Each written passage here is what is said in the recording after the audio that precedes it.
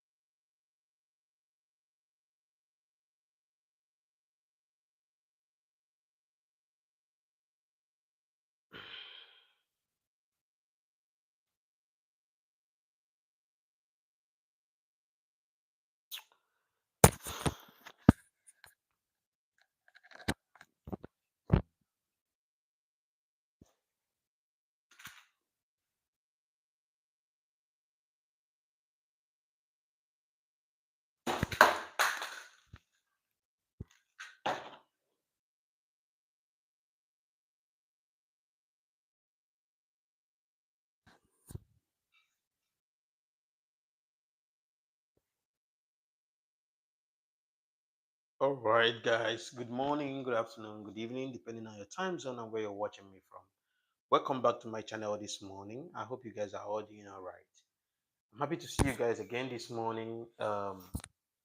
It's been a long weekend anyway, and we are here again. Happy New Week once again to my viewers.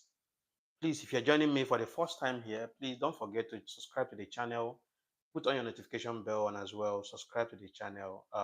Put on your notification bell so that you'll be notified when I come on live stream or when I drop a video. Thank you very much for joining me. Please don't forget to share the live stream and as well comment where you're watching me from.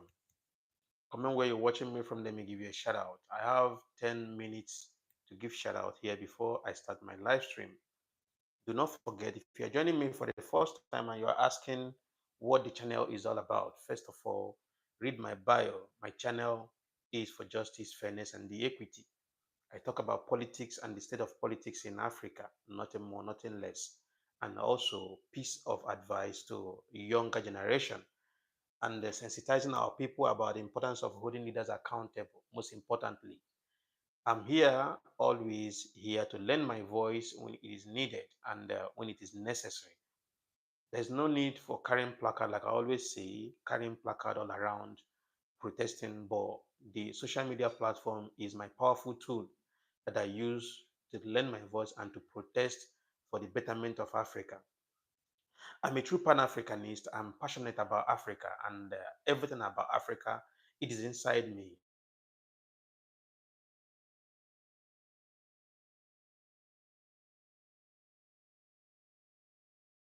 But I can't pick this call. Please, can you guys hear me? If you can hear me, please indicate. Chama, give me that Samsung. Let me make a call. I'll give you back a few minutes.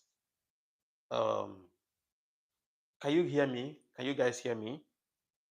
Please, if you can hear me, say yes in the comment section, please. Can you hear me? If you can hear me, say yes in the comment section, please. Okay, that's good. Edwin Were, thank you so much, my brother from from Kenya. Thank you so much, my brother. God bless you. God bless you so much. God bless you. Thank you for joining me here. Thank you. Thank you. So, guys, if you're joining me for the first time, do not forget to subscribe to the channel, put on your notification bell, share the live stream so we can get to wider audience. And nevertheless, always know that I'm here for you. If you have a story that you want to share with me, please do not forget share your story with me. My WhatsApp number is on my channel. You can reach out to me. If you want to come on live stream with me, then you are also free so we can share our stories together. Thank you very much and God bless you. Please do not forget to subscribe to the channel. Give me a thumbs up. Thumbs up is always important. Please give me thumbs up, support what I do, and super chat and super sticker gift is active as well. Do not forget we are here for a very serious business. Like I always say, I'm not here to romance anybody's ego or make you feel or entertain you. I'm here to talk about the state of politics in Africa, and it is very important to me. I'm a passionate African and a true Pan Africanist. Okay, I have an important discussion this morning. Please, I will want you to share, most especially if you're an African, please don't forget to share this live stream so that we can get to wider audience. I need more people to come on board so we can discuss more about African heroes, our forgotten African heroes. We have a lot to talk about. It is very important that we talk about it because a lot of our people do not know the reason why um, we are going through what we are going through today in Africa. Sometimes when you tell them, it feels like somebody just want to talk, but a lot of things has been going on the ground, you know in Africa, that led to the abject poverty that keep growing in Africa. And it seems like nothing is being changed and nothing is changing, and there's no hope for tomorrow for our future generation. So there's a need for us to talk about it. Edwin say, you are doing a great job, a great work, Brother Stanley. Never give up. Thank you so much, Edwin. God bless you. You might not know how many lives touching. Thank you so much. I really appreciate you. Thank you for supporting what we do. Thank you always for coming here, joining me on my live stream, and as well comments, likes, and everything that you do is helping the channel to go, wide, and as well reaching to other audience, and having wider audience. Okay. Thank you so much for always what you do. God bless you. Thank you so much. God bless you. First of all, before I start my live stream, there is something that have been bothering me for so long. It has been a couple of years now. I've been having this dream for a very long time, and I feel like this is the best time for me to actualize my dream. And this dream is all about, like I always say, a lot of our people. I mean, most especially Nigerians that have been on the journey in diaspora for a very long time, and find the need not to return back home find the need not to return back home after decades. So I want to start using my platform to sensitize them around African countries, sensitizing them about importance of returning back home, not just only about returning back home, reuniting back with their family members. I've told you guys a story of a Nigerian. Please subscribe to the channel, guys. Subscribe. I'm having 100 and something people on live stream, and I'm having only one like. What is going on? Or what we do here is not, I don't know. Please give me thumbs up, support what we do, and as well share the live stream, subscribe to the channel. Please, it's very very important. So this young man came to me. He's not a young man anyway. He's about 50 something as of 2016. It should be 56, 53 or 52 thereabouts. He came to me, was looking for work. I told him that I do not have a job to give him at that moment because my business was just all about loading and offloading. People that I employ are people that are loading and offloading. And I looked at him. He can't offload and he cannot do because I do cashew nut business and I do timber business as well. That was in 2016 in Guinea-Bissau, right? So I asked him, like I've said it time with that number on my live stream here. I asked him, how long have you been in Guinea-Bissau? He's a Nigerian anyway. I asked, how long have you been in Guinea-Bissau? He said he has been in Guinea-Bissau for 28 years. I said, wow, that's been a long time. He said, yes. I asked him, when last did you travel home? He said, since he traveled to Guinea-Bissau 28 years later, he's not been able to travel back home. I told him that, brother, that is an error. You know, it is a very big error. So I asked him, have you been hearing from your mom, your dad, and your siblings? He said, no, your mom is dead. I asked him, how?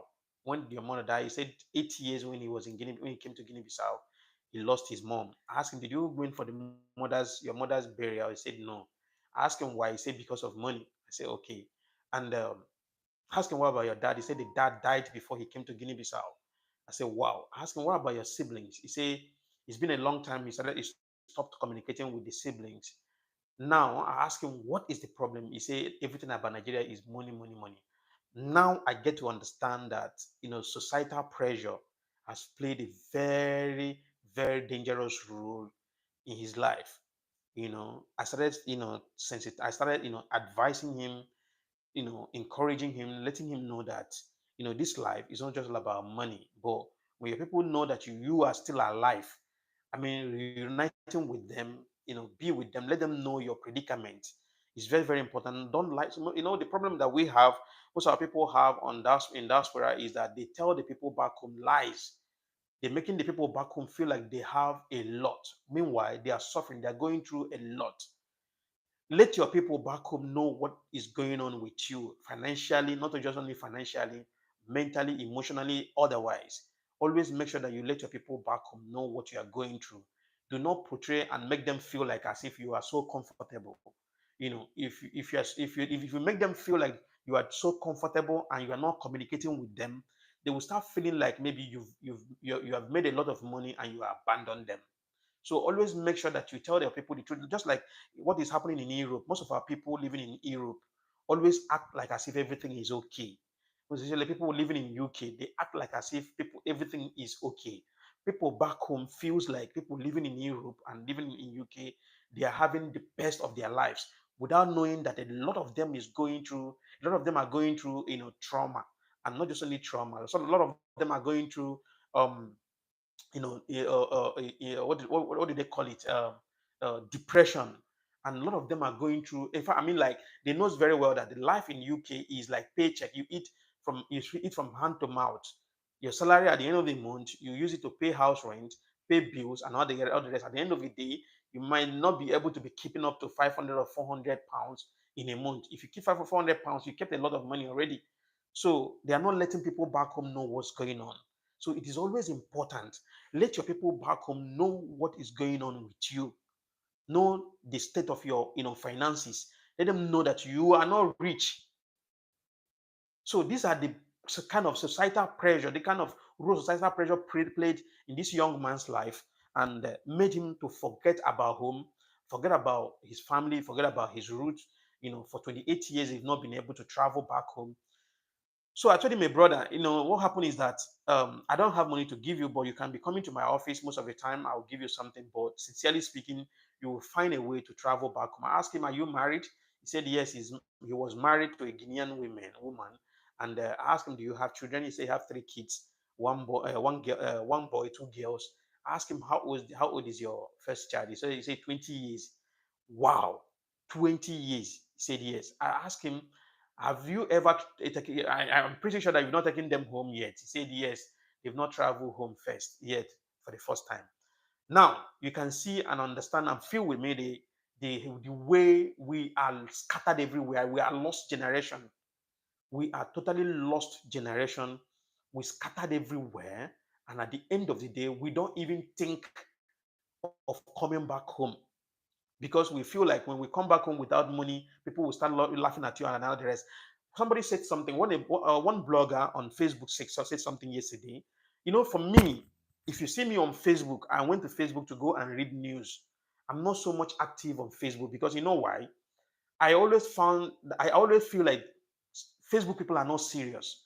So, but sometimes there are some important information that I get from Facebook. So this young man was saying something yesterday. He was saying that a brother reached out to him and was complaining to him that he was living in Switzerland. He lived in Switzerland for 5 years, and while he was living in Switzerland, he was sending money back home, helping the family members, giving the elder sister some money to keep for him in case of any project or whatsoever. So after 5 years, he was deported from Switzerland back to Nigeria. When he was deported back to Nigeria from Switzerland, he asked the sister, "Where is the money that I gave to you so that I can be able to start up life again?" And the sister told him that the money is no longer there, that she used the money. So the guy became frustrated. And the people that he was helping while he was in Switzerland started laughing at him, telling him, "You travel all the way to Switzerland for years and you came back with empty hand." This is the societal pressure. This is the problem that we have in Nigeria, most especially in Nigeria. Most especially in Nigeria, we have this problem of we want to get rich quick. You don't care how the money was made. You don't care what the person is going through. You don't care the person's financial capacity or capability. You don't care. What you care is just bring it now. Let's eat. Let's enjoy. Even if the person stole the money, you don't care. Even if the person scammed somebody, the money, you don't care. Even if the person killed somebody to get the money, you don't care. This is the role of societal pressure. This is not my main topic today. I'm just giving you guys instance the reason why you will have to donate or you have to send a gift. The gift you are sending, you are not sending it to me. Like I always say, since this channel was monetized, this channel was monetized on the 7th of July. And the reason why I monetized this channel was for this course or this for this project. And this project is what I'm trying to explain to you guys. And I've told you guys the money is still in AdSense. I've not even withdrawn anything since the channel was monetized. All the gift, everything is still in the AdSense account, which I will be taking pictures of it and send to you guys. It's not even in the AdSense yet because I've not gotten my pin yet. So it's still in my on my YouTube. It's still on my YouTube channel, on my YouTube analytic. Anyway, so I'll be showing you guys how much we've realized. I have my business that I'm doing. I have a very lucrative business I'm doing. So I'm comfortable, a little bit comfortable on my own. So this money is for this project, for this year. This is to show appreciation for your support, for all you do for this channel. I'm going to be using it to make sure that I send 2 to 3 people back home in 2026. And this project is going to be kicking off from January 2026. First of all, I will look around, check the country that I will go first, either Guinea-Bissau or Senegal or Mali or Niger, or I don't know, I'm not going to go Niger because Niger is a little bit far from me, or Burkina Faso, Guinea-Conakry, Sierra Leone, and all the rest. I'm going to be checking around these countries. If anywhere that my spirit leads me, that is the first country that I will go. Find somebody who needs to go back home. We can't keep scattering on the street. I mean, hoping that tomorrow we will become super rich. Wealth doesn't come like that. Listen, travel does not favor everybody. It's not much that travel must favor everybody. Sometimes it may favor you, sometimes it may fail you. There are a lot of people that travel for the past 40 years. They have nothing to ride back home. They have nothing to show. For 40 years, you have been in a journey. You left your home. You left Nigeria looking for greener pasture somewhere else. For 40 years, you have nothing to ride back home. What do? Pack your bag and baggages and go back home. I've always tell people this time without number. Pack your load and go back home. Maybe your destiny helper is waiting for you in Nigeria to come back.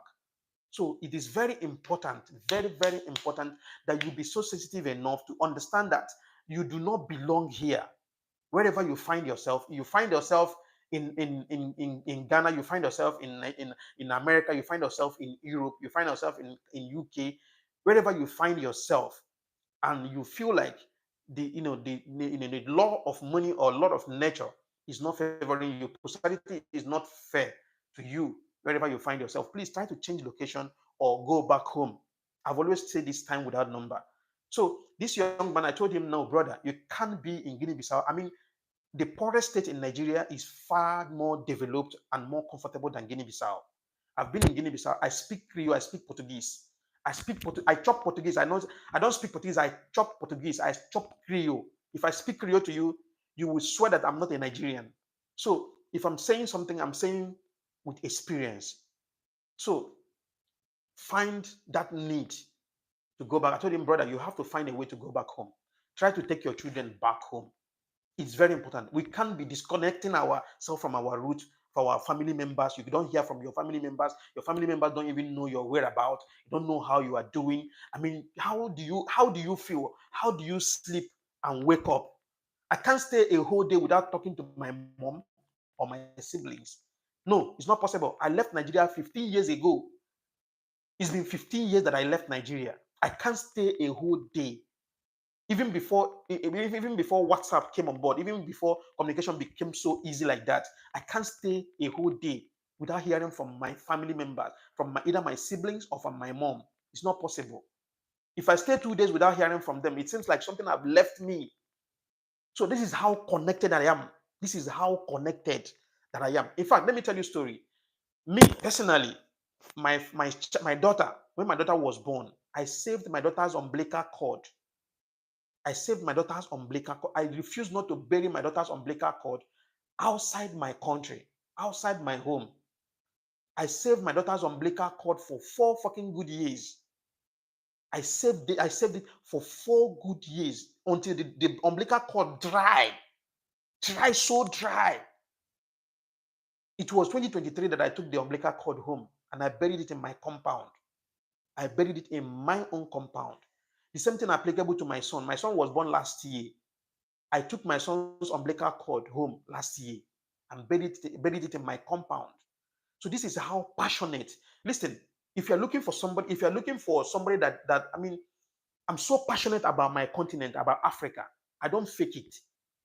If I tell you that I don't have any dream, since listen, let me tell you, I have no dream in any form of living in the West. If anybody tell you that, that person is lying to you. I don't fall. Listen, one thing about me is that I don't fall for crowd. I don't fall for noise out there. I do what pleases me. If I thought I wanted to live in Europe, by now, maybe I've already spent 10 years in Europe. I had opportunities. I have, even as it is, I still have a lot of opportunities. If I wanted to live in Europe by now, it should be over 10 years that I've been living in Europe. If I wanted to live in America, it should be over 5 years I've been living in America. But I have no dream of such. I love my continent. Chama, go and check who is that. Wait, Fatu, go and check who opened the door. I have no dream of such. I love my country. I'm so passionate about Africa. And besides, I'm not that friendly with code. I'm not a friend of code. Code is not good for me. So that's the thing. And secondly, for me, if you see me in Europe, I'm there just for holiday or for just visit and come back to do my business in Africa. My children, if they want to go, my children, my daughter already when my daughter gets to, you know, what do they call it, secondary, or what do they call it in their school there? When he gets to secondary, maybe she will be going to UK for studies to her aunties and all that. But for me, I have no dream of such. So this is how passionate I am about my continent, about my Africa. I love Africa so much. We are blessed. If you're still doubting, sometimes I will look at people who, that the way they talk. I mean, we Africans, we talk down on Africa. Africa is poor. This is country is this country is that. Listen, the change is in your hands. Make the change that you desire.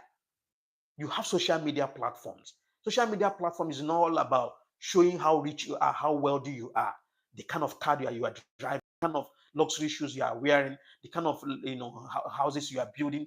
That is not what social media is made for. Social media is not for women to show their boobs and their ass and their body. No, an African social media space is stinking. Sincerely, I'm not going to lie to you. I'm not mixing what I'm telling you the gospel truth. Social media platforms is meant for things like this to change the narrative, to lend your voice when it is needed. Now it is needed. Your voice is already needed in Africa. We need to make Africa a conducive and safe environment for our unborn children and our generations to come. So and let me finish with what I'm saying anyway. So this guy, I told him, brother, you definitely have to go back home. Definitely. Find a way to send your children home. Let them reconnect back with your family members, reconnect back with their roots. It is very important. He said, no, it's money. Now I don't have anything. If I go back to Nigeria, they will be laughing at me. They will be doing this. They will be doing that. I tell him, brother, listen, you owe nobody any explanation about your financial life. That's number one. You owe nobody any explanation. The only person you owe anything in this life is your mom and your dad. Apart from your mom and your dad, you owe nobody anything. And you told me that your mom is late and your dad is late. So, brother, you owe nobody anything. Go back home. That's what I told him. And he was just complaining about money and all that. So this got my attention. At the end of the day, when I left Bissau, when I closed down my business in Guinea-Bissau, I left Bissau and I lost contact with him and a lot of things going on. And this time around, I feel the need that I think it is time for me to start. If you go to Senegal, you see our people that have spent years. Oh, guys, I have internet problem. Please, guys, forgive. I'm very sorry. It's crazy. It's very crazy. Oh my goodness.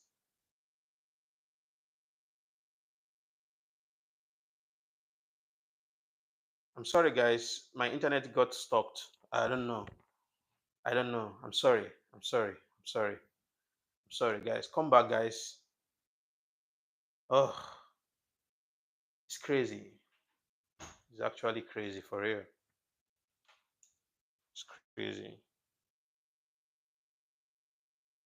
It's crazy.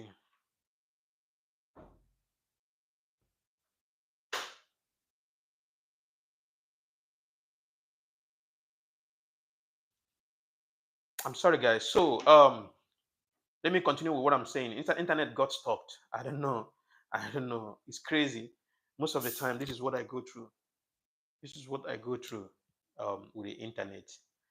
So I told the brother, I told him, brother, definitely you have to reconnect back to your root. Honestly, go back to your family members, try to call them, try to be in communication with them. It is important. So, and at the end of the day, he was able. I don't think he was able to travel anyway because till I left Guinea-Bissau. I left Guinea-Bissau to 2017, 2018. He wasn't able to travel, and I lost communication with him.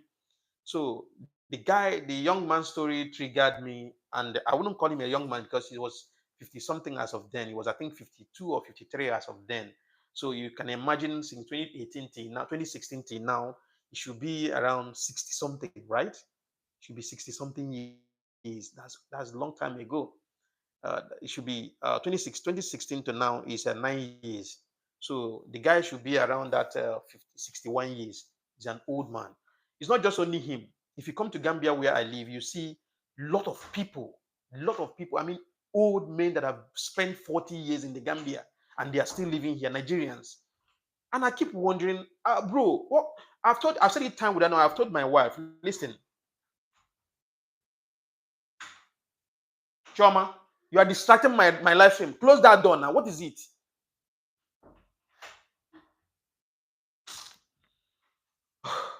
So I told my wife, listen, once I clock 60, once I clock 60, at my 60, we'll be preparing ourselves on how to go back home. That one, I'm not going to joke. That one is very, very, I can't see. All my life I've been suffering. All my life I've been struggling.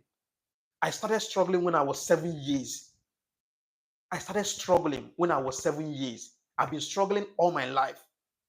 So I can't be struggling even at 60. I'm still in a journey looking for money. It's not possible. At my 60, I'll be preparing myself on how to go back home. Let us 65 or 63. I'll be on my way back to Nigeria. Sincerely speaking, go and take care of myself. Not just only taking care of myself. If I'm to have farm, do farming and poultry and all that, because I love animals, and try to, enjoy, my old age. I can't be in a journey at the age of 70 something. Here in the Gambia, here, oh my goodness. Sometimes I feel like, what is going on? You will see 70 something years old man is still struggling. He's still dragging position in the meeting, village meeting in the Gambia, he's still like, I keep asking, this man is 70 something years, for God's sake. Why not go back home? Why not go back home? How long will you be in a journey suffering? Because sincerely speaking, if you find yourself in a strange land, sincerely speaking, you're not enjoying old age. You are struggling at old age. If you find yourself after over 60 something going to 70 years or 70 over plus, you are still in a strange land. You are still in a foreign land. You are not looking for greener. You're not enjoying old age. What you are doing, you are still looking for greener pasture at 70 years. That is why when I tell people, carve your future when you are young, it seems like carve your future when you are young. It is very, very important. There definitely in a man's life, there will be a time money will be coming, money will be pumping, boom, boom, boom. That is not a time to enjoy. No, that is the time to invest. That is the time to invest.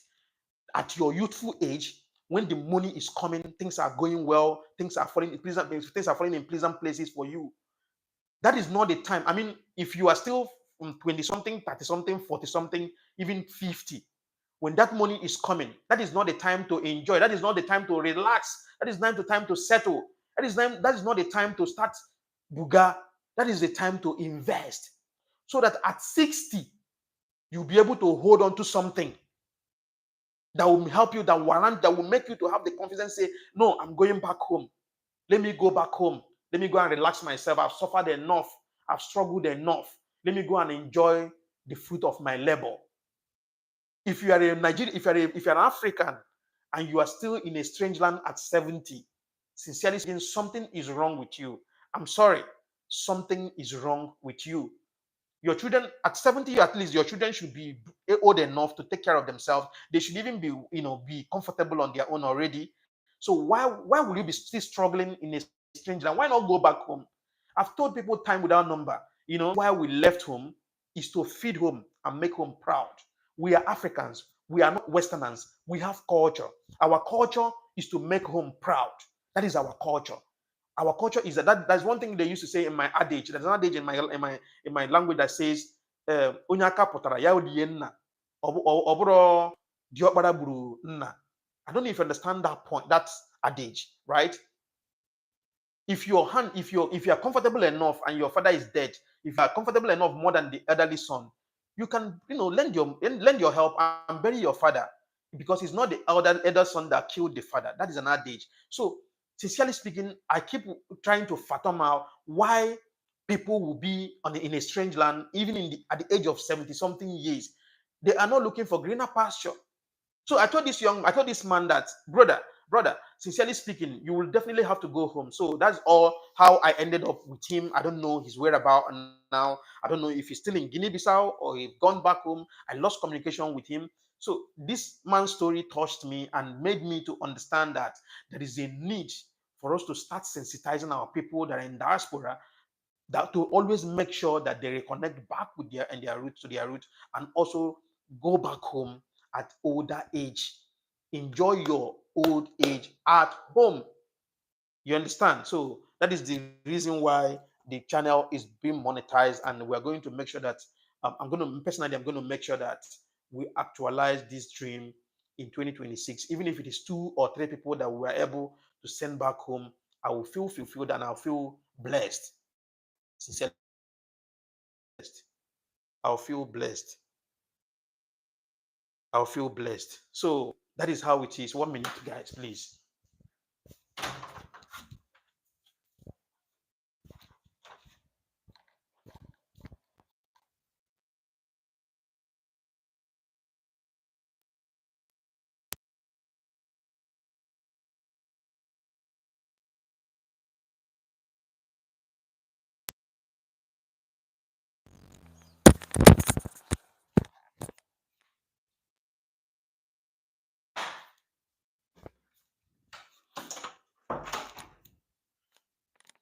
I'm sorry, guys. Please, I'm sorry. It's Monday morning, so most of the time it's always kind of busy for me. But I find the need that I must have to be on live stream today, because yesterday I wasn't able to come on live stream. So it's very, very important that I come on live stream. Yeah. Thank you very much. So that is how it is. Thank you very much. So that is the part and the reason why I choose to monetize my channel. I've told you guys already. I've made the video. The video is on my channel on long form videos. You can go there, watch videos, and lend your opinion. The comment section is always open for opinions and questions. Just feel free. If you know someone who lives around Gambia, within Gambia, Senegal, Guinea Conakry, Mali, Niger, Sierra Leone, Guinea-Bissau, and you know somebody, you know that the person very well that has been living there for a long time, and if not been able to go back home, and money is his problem, please reach out to me. Feel free to reach out to me and tell me more of that person, and I will contact the person and ask the person questions. I'm not going to be choosing by myself. Let it not be like I'm trying to play hanky panky, right?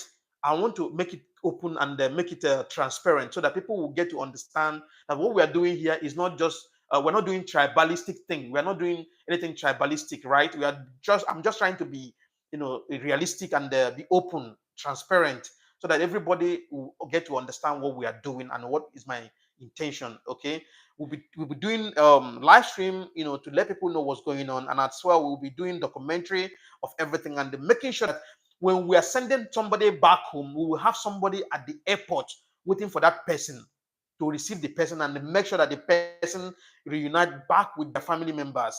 I know it will cost a lot, but definitely I will definitely have. And sorry, guys, I hope you guys can hear me, because I've been getting calls. Because call has been, distracting this live stream.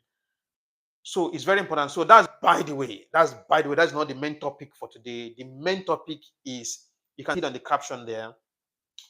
Um, our heroes, like I always say, I've told you guys time without number that most of the problem that we have in Africa is bad leadership. Bad leadership has played a very, very dangerous role in African politics.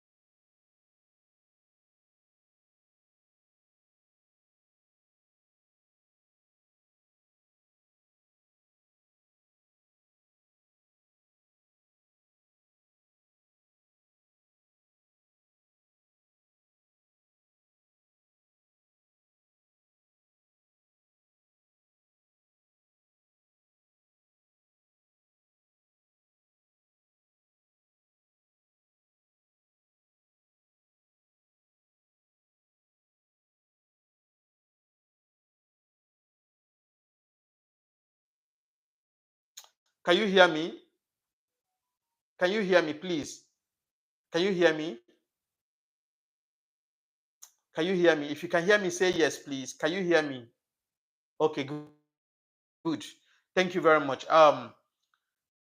Ron Motep said, Ron Motep, where are you watching from? Please, first of all, comment where you are watching me from. Very important. Comment where you are watching from first. Please comment where you're watching from. Very important. He said, I have a question. Why no one is talking about the occupation of Mauritania by the Arabs and the horrible treatment of its indigenous people who are the majority? Okay, from Sweden. Are you a Mauritanian? Are you a Swedish Mauritanian? Please, may I know if you're a Swedish Mauritanian? If you're a Mauritanian, let me get to understand, because I read a little bit about Mauritania, and I get to understand that there are white, color Mauritanians and black color Mauritanians. And the history said that the black color Mauritanians are the original indigenous people of Mauritania. They are the real owners of Mauritania. They are the real people of Mauritania. Meanwhile, the light color Mauritanians are, like they are like foreigners. Let me just put it that way. They are foreigners. They are not original Mauritanians. But in the sense, it seems like the light color Mauritanians are dominating. They are dominating the system of Mauritania. I mean the politics in Mauritania, dominating every aspect of Mauritania. I mean, like, the black is like slaves to them. I had is true, because I can't get to understand why black Mauritanians are being marginalized. This is exactly the same thing that happened in South Africa. This is exactly what played out in South Africa. But that's not the topic we're going to be talking about today. I think that should be for the next day, right? That is why I have my WhatsApp on my channel. Please reach out to me if you have a topic that you want us to discuss. Please reach out to me, talk about it. We discuss about it personally. If it is something that we'll have to bring it out here, we will do it definitely, because for me, like I always say, I'm a true Pan-Africanist and I want the best for our African people. I can't be in position whereby things like this will be happening and we keep silent over it. No, it is not done. He said Mauritania was a part of the Ghana Empire, and its capital in Kumbi Saleh is still Mauritania. Wow, that's good. That's amazing. Well, but that's not the topic of today. The topic of today, we are going to be talking about Kwame Nkrumah, Thomas Sankara, Idi Amin of Uganda, Gaddafi, Amilcar Cabral, Lumumba, and all the rest. The reason why today we are where we are today, first of all, it seems like the current leaders that we have today have sold our sovereignty away. I mean, like, sold we Africans sold us out, in the sense that they are not doing the right thing, what they are supposed to do as leaders. They are not trying to protect our sovereignty. They're not trying to protect we the African people, rather than they are trying to please the colonial masters, their Western masters, where they submit their all everything to, because they cannot do anything without seeking for approval from their colonial masters. Yes, period. That's just fact.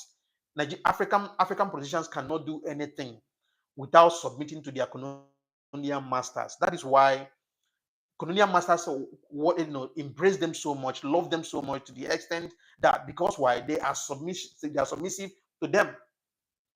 The reason why, I've told you guys, the reason why somebody like Idi Amin was labeled a dictator, and somebody like Gaddafi was labeled a dictator, and somebody like Thomas Sankara was labeled a dictator, was just only because they were true Pan-Africanists and they were so passionate about Africa. Now, let me tell you something. If you come to Uganda during the time of Idi Amin of Uganda, Idi Amin stood strong on his feet and refused the West from invading Uganda and take their resources. He refused the West from taking their resources away, because Idi Amin told them that I can't be a president under my watch, and you'll be coming to my Choma. What are you shouting? You're shouting? These people are distracting me so bad. Guys, I'm very sorry, please. It's Monday. It's always like that. It's always a busy day for me. I'm sorry, guys. I know some of you might be disappointed, but I'm very sorry. It's like that. It's like that. Monday and Fridays is always hectic for me. Monday, Wednesday, Fridays is very, very hectic. So I'm very sorry. My live stream will be distracted. It will be, will be cutting off, on and off, on and off. So don't be angry with me. Um, so like I said, please, if you're joining me for the first time, please don't forget to subscribe to the channel, put on your notification bell, share the live stream so we can get to wider audience, and as well, make sure that you put on your notification bell so that you'll be notified when I drop a live, when I drop a video, or when I come on live stream. It's very important. And don't forget to subscribe to the channel, please, so that we can get to wider audience. It's very, very important we get to wider audience, because we preach the gospel of truth here. We preach nothing but the gospel of truth. We will continue doing what we do. I understand the fact that it's not easy. Most of the time I face challenges. Yes, I do. I do face challenges, but we can't stop, because this is something that has been burning in me. I've been looking for that opportunity, and God gave it to us. Why not use it and make sure that we use it we use it diligently with all sincerity, preaching the gospel of truth and sensitizing our people about the importance of holding leaders accountable in Africa. Very, very important. I've said it time without number. There shouldn't be any reason why any African child should go to bed with empty stomach. I've said it without time number. I've said it. There's no reason why any African child should be out of school because of school fees.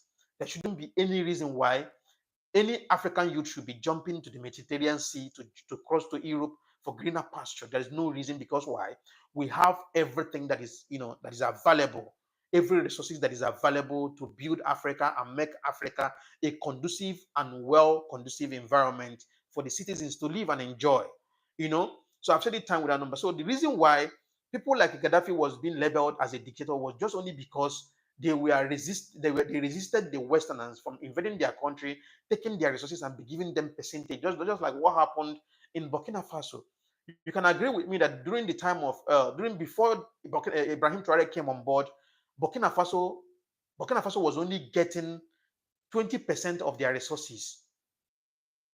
20% of their own resources. That was what we were getting from the Canadian mining companies and the French mining companies. They were only getting 20% of their resources. This is the same thing other African countries have been going through on that, but you do not know. That is why when I tell you that your country is not liberated yet, if you are celebrating independence in your country, you are wasting your time. With what happened, what played out in Burkina Faso is an indication that we do not have our freedom yet. Freedom is far away from Africa. We do not have our freedom. We are still being colonized in 21st century. Yes, we do. We are still being colonized. Okay, for instance, look at what happened in Burkina Faso when French government said that they are in Burkina Faso to give them aid, military aid, and all the rest. And at the end of the day, Burkina Faso came up and said, "No, you guys have to go. We do not need your support anymore, because why? We have all it takes to take care of ourselves. Please go." They refused to go, and at the end of the day, they got upset, and they were all trying to eliminate Ibrahim Traore. That shows you that these people are playing a game of, they are playing a game of benefit. They can't go where there is no benefit, right? That was the reason why Idi Amin was labeled as a dictator, because he refused them from invading his country and be taking his resources and be giving him only percentage. The same thing with Gaddafi. You can agree with me that Gaddafi, that was labeled as a dictator, was one of the best presidents in Africa. Nobody would doubt that, nobody would dispute that with me, that Gaddafi was one of the best presidents in the world during the time of Gaddafi. But he was labeled a dictator. Do you know why he was labeled a dictator? Because he refused the Westerners from entering his country, invading his country, and be taking his resources. But Libya is super blessed. Okay, now, since the assassination of Gaddafi till now, Libya as a country do not have government. There's no government running Libya till today. Why is it that since they are trying to fight dictatorship in Africa, as they said, they said Ibrahim Traore is a dictator and he subjected his people into abject poverty and all that. We understand that they, in fact, how will I call it? They are good Samaritans that want the best for the people of Burkina Faso.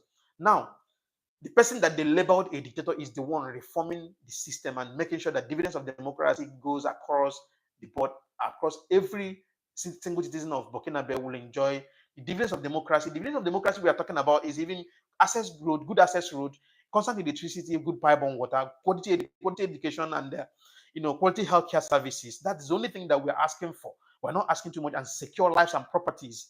But Ibrahim Traore has been delivering this time without number. He has been delivering this over time, and still they label him a dictator. Because why? He refused to bow to them. He refused to bow to them. That is why he was labeled a dictator. The same thing they did to Gaddafi. They said Gaddafi was a dictator, Gaddafi was this, Gaddafi was that. But you can agree with me, during the time of Gaddafi, I know vividly well, very well, that during the time of Gaddafi, Gaddafi did a lot of things. That Gaddafi changed the life of the Libyans. In fact, during the time of Gaddafi, you can't see any Libyan anywhere looking for greener pasture during the time of Gaddafi. But today, Libyans are scattered everywhere, even in Europe, doing menial and odd jobs, which you couldn't have. During the time of Gaddafi, you can't see that anywhere. During the time of Gaddafi, you can agree with me that Gaddafi made sure that hospital, healthcare system in Libya was top notch, was one of the best in Africa. And if you're a woman and you put to bed, you put to bed in any hospital in Libya, there will be $1,000 that's waiting for you. And is it $1,000 or $2,000, something like that? So Gaddafi was so intentional about his people. He made sure that dividends of democracy, and made sure that the Libyans enjoys the resources that the Libyans have. They enjoyed it. But since Gaddafi was eliminated, today, where is Libya? Where are the Libyans? Where are those people that connive with the West, connive with America to assassinate Gaddafi?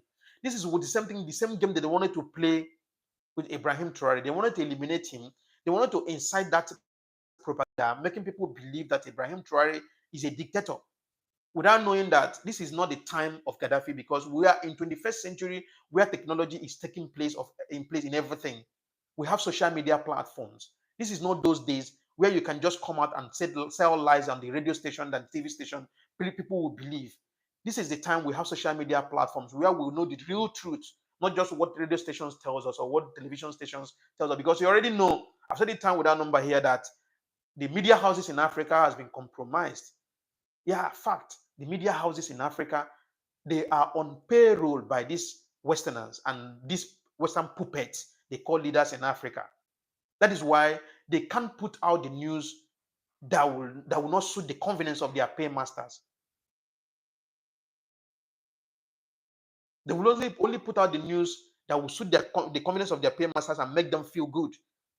That is why it's happening in Nigeria.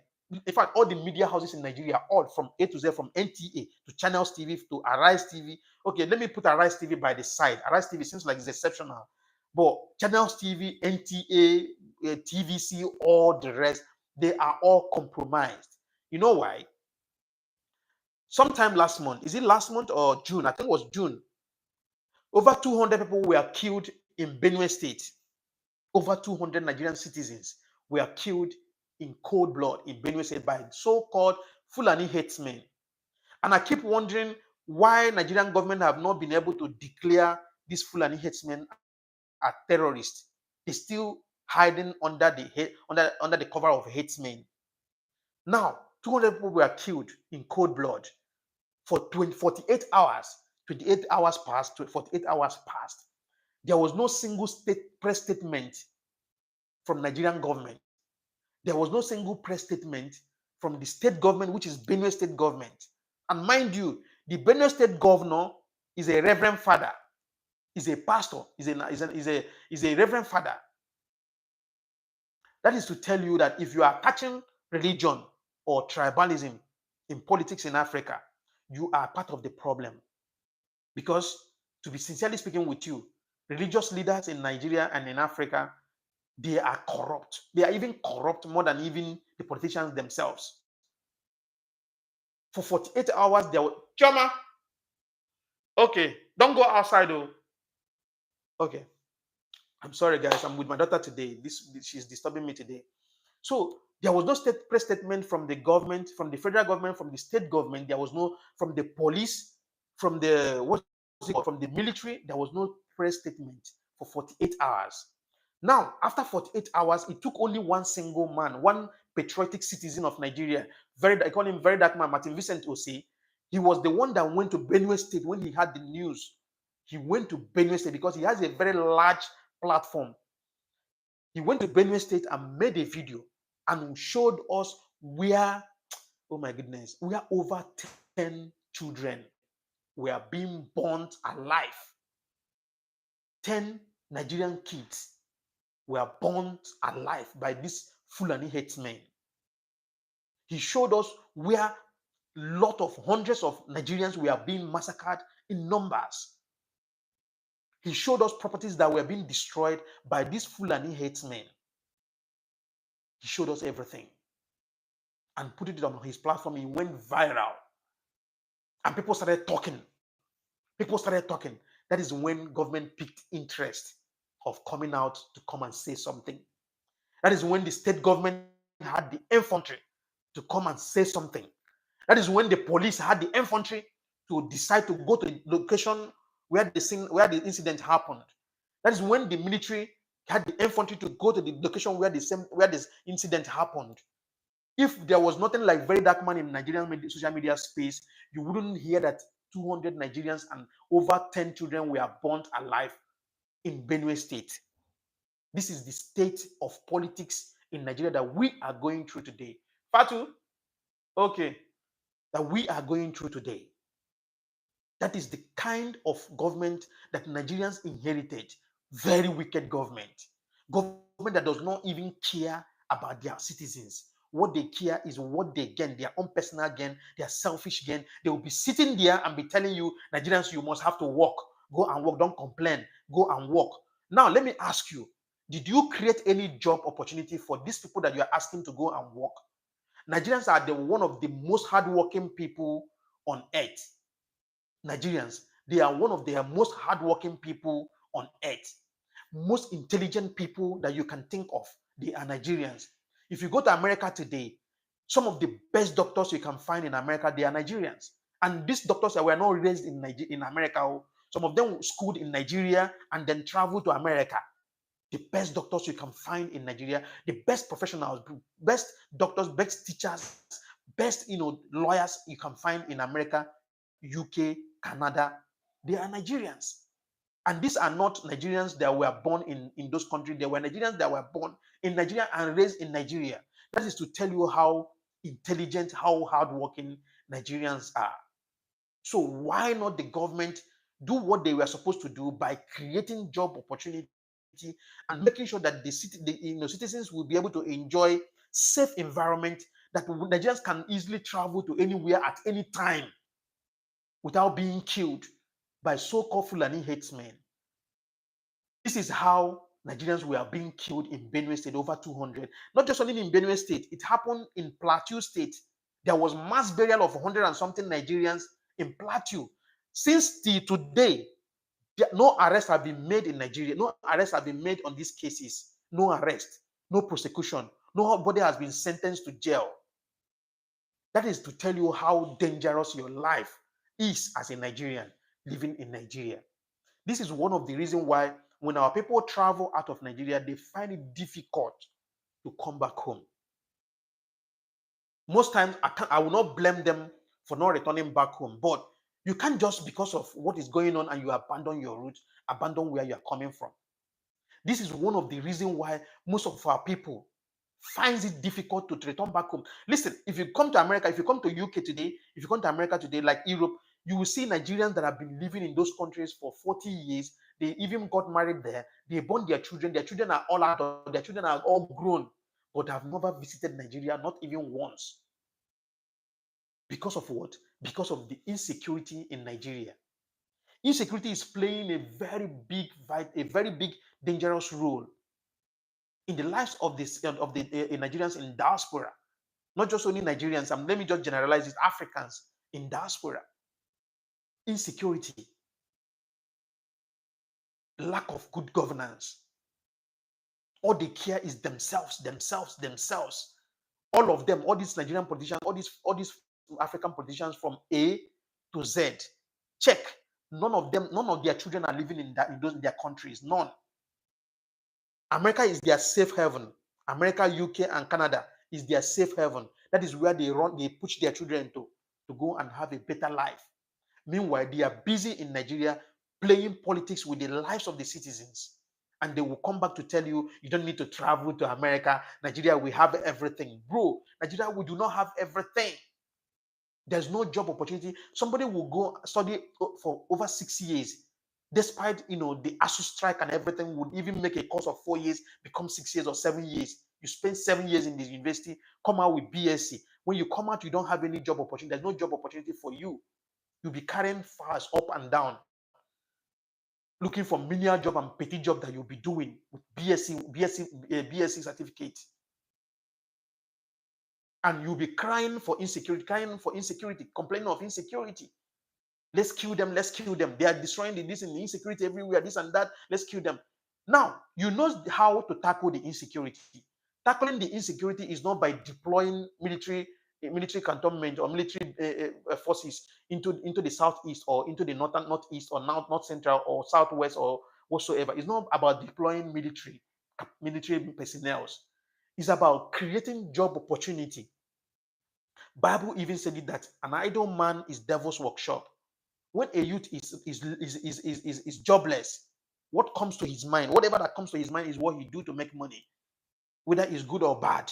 Whatever that comes to his way or comes on his way is what he definitely do to make money. So no, why not create job opportunity?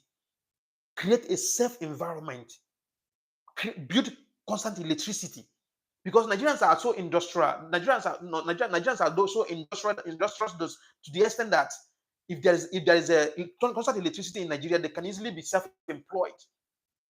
I have Nigerians that are so intelligent, they are so skilled that if there is constant electricity in Nigeria, they wouldn't even want to travel out of Nigeria because they would develop their skill.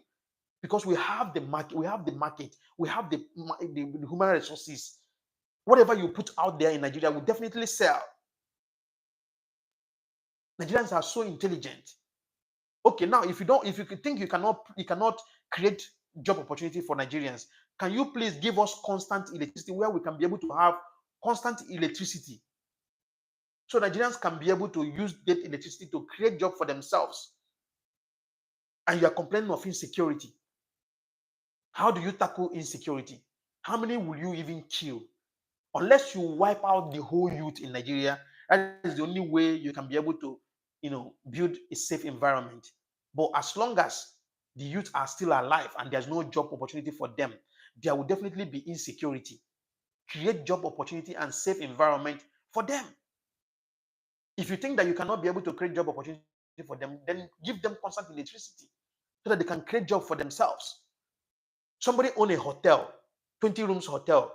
For in a month, he spent over 4 million in burning diesel or 5 million in burning diesel. How much profit is he making in a month? And he will definitely have to pay, taxes, pay salaries, and other expenses. At the end of the day, that 20 rooms hotel is not yielding nothing. They are not making any benefit, any profit. How do you want that hotel to sustain? How do you want to sustain such hotels? How do you want those businesses to sustain? when you don't have constant electricity. Their profit that they are making, they're using it to burn diesel. And you think that you don't know how to tackle insecurity. They knows very well how to fight insecurity, but they think that they feel like when they fight insecurity, when they create job opportunity and the youth have jobs, youth cannot be able to be manipulated anymore because they are taking advantage of the poverty that they have created in Nigeria. Because poverty is the only avenue, is their weapon that they use to invade the people and steal the people's conscience and their voices and their mandates.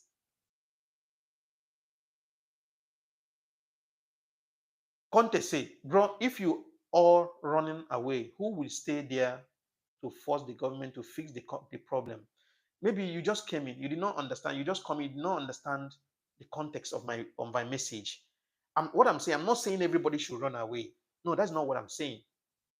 What I'm saying is exactly the same thing that you said here. What I'm saying is government should be able to create job opportunity for Nigerians, for Nigerian youth. You can agree with me that 65% of Nigerian population is the youth. So we have a lot of youth that are jobless in Nigeria. You can imagine how many thousands of graduate Nigeria produces every year, and there's no job opportunity for them. The only job you can find in Nigeria, number one, is either hotel job, Okada riding, keke napep, or these million petty jobs. That's the only job you can find in Nigeria. And I've said it time without number, as a Nigerian youth, please try as much as possible to to acquire a skill. You can't survive in Nigeria today without having a skill. It's very difficult for you to survive without having a skill, unless if you are a Yahoo person or you do criminal activities. But if you want to succeed in Nigeria today, you must have to acquire a skill. It is very, very, very important. Acquiring skill is the only way to escape the poverty in Nigeria. Because Nigerian government orchestrated this poverty because of their selfish reason, that selfish interest. They knows very well that when the people are poor, they can easily be used during the election. They love it when they are passing. They love it when you bow for them, worship them, sing praises to them. They love it. It gives them so much joy. They want to be on the top, and then they forgot what is they forgot the full meaning of politics. See, being a politician does not give you access to become wealthy.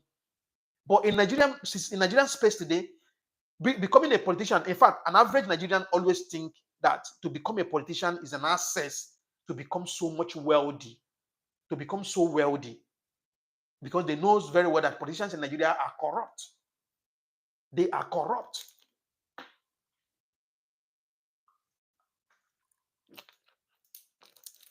I'm sorry, guys. My throat is dry a little bit. So they know very well that when you are poor, it's for their own advantage. Because definitely, when they come and tell you and give you one cup of rice, and you can imagine a hungry man, somebody that has been hungry for a couple of days, and you come to him and tell him, okay, do this thing for me, let me give you this. You will definitely do, so that you can be able to find food. That is why I always tell Nigerians, please, Nigerian youth, try to acquire a skill. That is the only way to escape this poverty in Nigeria. When you have a skill in Nigeria, trust me, you will thank me later. You will have no reason to remain poor. There are a lot of things that you can learn out there. There are a lot of things, a lot of skills that you can learn out there. You can easily learn fashion designing, you know, decoration, a lot of them.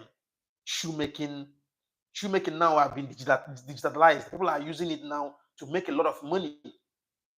The people are using shoemaking to make a lot of money.